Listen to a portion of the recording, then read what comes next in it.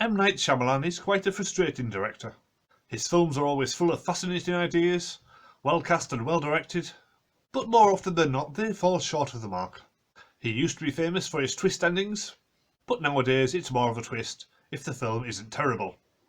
This is sadly another one that won't be ranked among his best, but it's still better than most.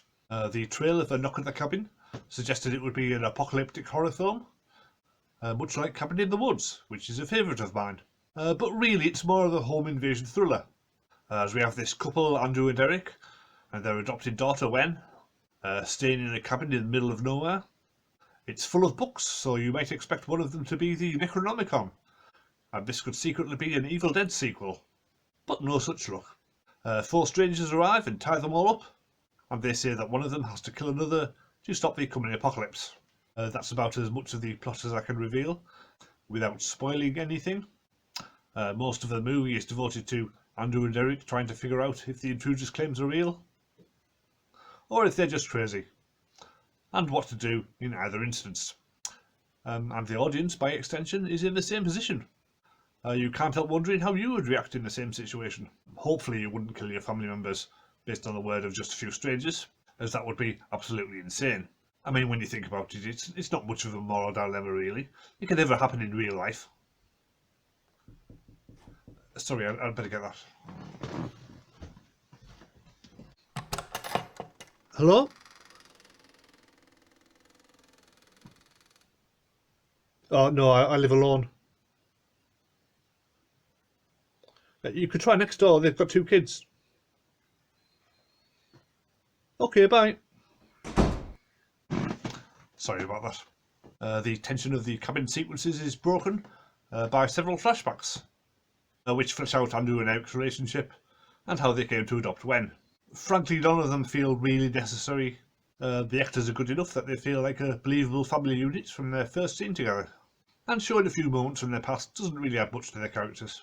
It would have been far more interesting to have flashbacks of the intruders' past lives, as the story of how they came together would have made for a far more interesting movie. But we get nothing from them. Presumably it's to keep it ambiguous as to how much of what they say is actually the truth. But surely there could have been some way of exploring their backstories without revealing if their beliefs are correct. Who knows, if this movie is successful, maybe there'll be a prequel, Before the Knock. As the movie progresses, there are several news reports of natural disasters, which seem to back up the intruder's story, though of course they could have been faked in some way.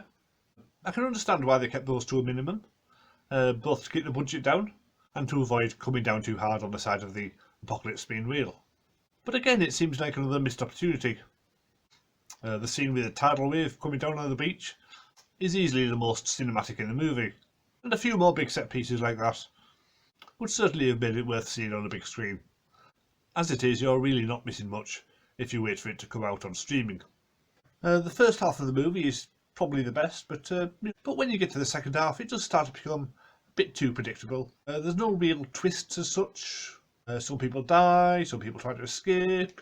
Events play out much as you might have expected them to. When you have this kind of extreme scenario, there's really only a few ways it could go, and some of them would just be a massive anticlimax. So obviously they went with the more dramatic ending, but unfortunately it also happens to be one of the more predictable ones. I don't know if you were meant to be shocked, but I certainly wasn't.